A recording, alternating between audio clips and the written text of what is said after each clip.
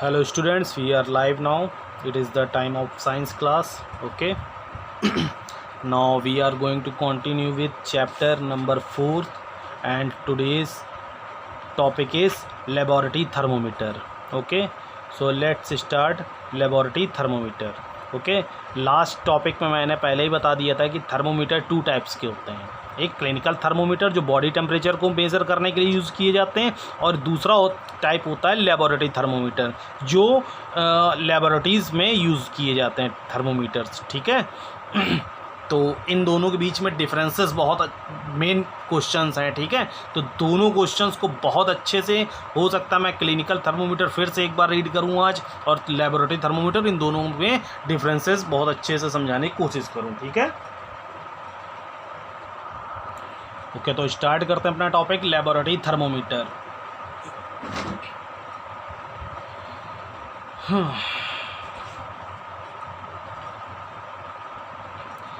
A laboratory thermometer measures the temperature of other objects. Okay यहाँ body temperature को measure नहीं किया जाता है। लेबोरेटरी थर्मोमीटर्स का जो यूज़ होता है वो अदर ऑब्जेक्ट्स के टेम्परेचर को मेज़र करने में यूज़ होता है। ठीक है। The range of a laboratory thermometer is -10 degree Celsius to 110 degree Celsius. Okay जो हमारा क्लिनिकल थर्मोमीटर्स होता है उसकी जो रेंज होती है वो क्या होती है 35 degree Celsius to 42 degree Celsius.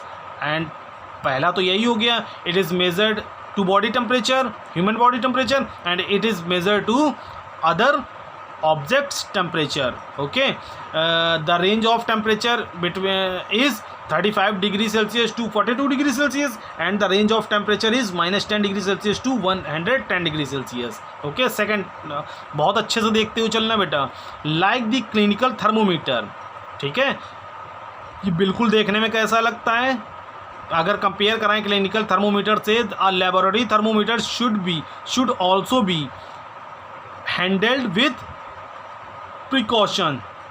Okay, like the clinical thermometer, a laboratory thermometer should also be handled with precautions. ठीक है।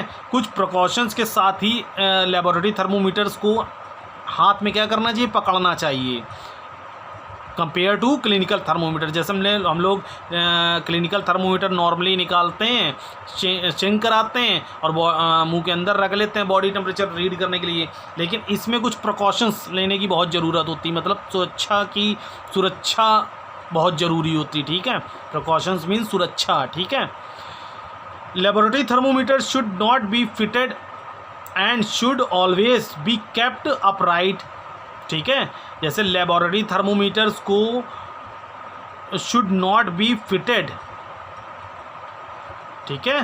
बिल्कुल चपका के नहीं रखना चाहिए and should always be kept upright. ठीक। और बिल्कुल सीधा ऐसे करके रखना चाहिए। ये नहीं ये क्लिनिकल थर्मोमीटर की तरीके ऐसे पड़ा है, ऐसे पड़ा, वैसे पड़ा, वैसे नहीं होना चाहिए, बिल्कुल अपराइट। ठीक है। और बिल्कुल भी फिटेड नहीं होना चाहिए। ठीक। एकदम किसी चीज़ ऐसे में रखा जिनको एकदम फिट हो। ठीक है। ऐसे नहीं होना चाहिए। While measuring the temperature of a substance, जब इस किसी सब्सटेंस का टेम्परेचर हमें लेना हो, the bulb of the thermometer should be properly dipped in the substance. ठीक है। जो जिस सब्सटेंस का हमें टेम्परेचर लेना हो तो ये ध्यान देना चाहिए कि जो बल्ब है, ठीक है, थर्मोमीटर का, शुड बी प्रॉपरली डिप्ड, मतलब डूबा हुआ हो उस सब्सटेंस में। ठीक है। तो बात समझ में आ गई होगी मेरे हिसाब से इतनी लेबोरेटरी थर्मोमीटर की। ओके ये कुछ फैक्ट्स दिए गए हैं। साइंस कम्स अलाइव बहुत अच्छा टॉपिक है और इसको शायद सभी स्टूडेंट्स को अपने लाइफ में यूज़ भी करना चाहिए। ये लेबोरेटरी थर्मोमीटर का मेज़रमेंट बताया जा रहा है। Take some tap water in a beaker और अ मग। ठीक है। कुछ नल का पानी, टैप मतलब नल होता है, नल का पानी बीकर में और या मग में लें। Dip the thermometer in water. ठीक है। डिप कराएं थर्मोमीटर को वाटर में, so that the bulb is immersed in water, कि जो ये बल्ब है थर्मोमीटर का ये इमर्ज हो, डूबा हुआ हो। But does not touch the bottom और the sides of the container. बस ये ध्यान रखिएगा ये बल्ब बहुत मतलब ये बिल्कुल बेस पे ना टच करे और ये जो इसका ये रॉड है ये इसके साइड्स में टच ना करे, ठीक है। होल्ड दी थर्मोमीटर वर्टिकली, बिल्कुल सीधा रखेंगे। Observe the movement of mercury in the thermometer. Wait till the mercury thread, ठीक है, wait till the mercury thread, इंतज़ार करें जब तक ये जो मर्करी थ्रेड है मतलब जो मर्करी का जो लेवल है ये रुक ना जाए। बिकम्स स्टडी, ठीक है, नोट द रीडिंग, फिर क्या करें, रीडिंग नोट करें, ठीक है। तो आपको इस तरीके से जो थर्मोमीटर का जो यूज़ है वो समझ में आ जाएगा, ठीक है। अच्छी एक्टिविटी थी। ट्रांसफ़र ऑफ हीट, जैसा कि मैंने लास्ट शुरुआत में भी बताया था, जो ट्रांसफ़र ऑफ हीट होता है वो hot object to cold object होता है। कब तक होता है, जब तक कि दोनों का टेम्परेचर क्या ना हो जाए, इक्वल ही ना हो जाए, ठीक है।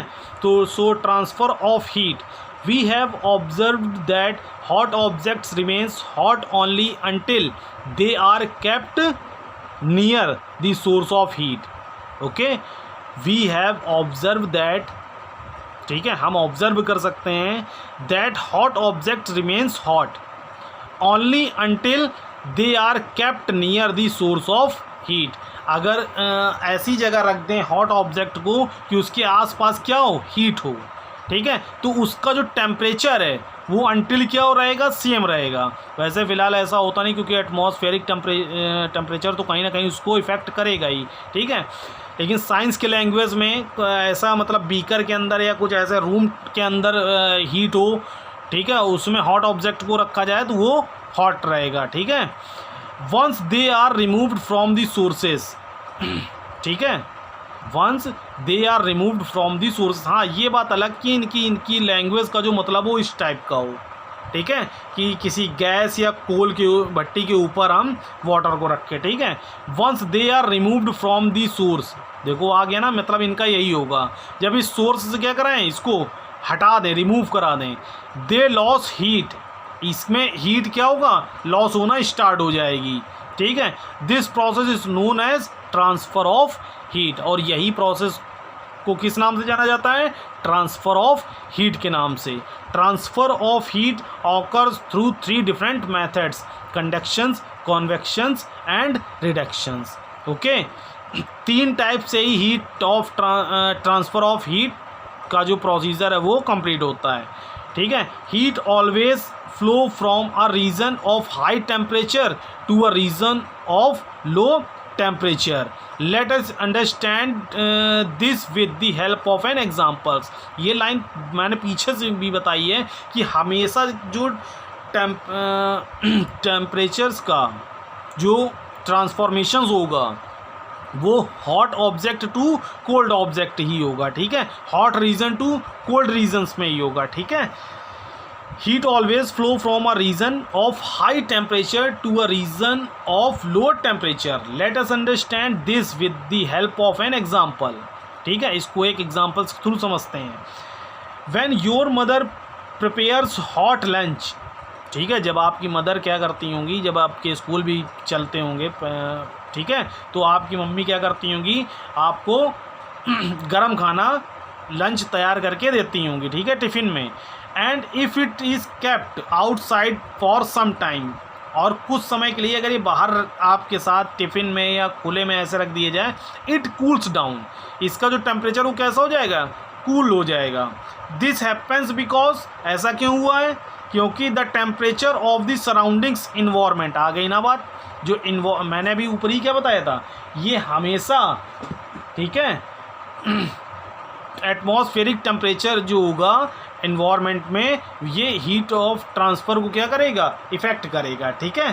So this happens because the temperature of the surroundings environment is less than that of the hot object. Okay, so I think आज के लिए इतना ही टॉपिक रखते हैं, ठीक है। क्योंकि वीडियो एटलीस्ट 10 मिनट्स का हो चुका है और अपलोडिंग में बहुत प्रॉब्लम होती है। थोड़ा थोड़ा पढ़ते चलो यार, बहुत है, बहुत टाइम है अभी, लॉकडाउन पता नहीं कब तक चले। Okay bye, take care.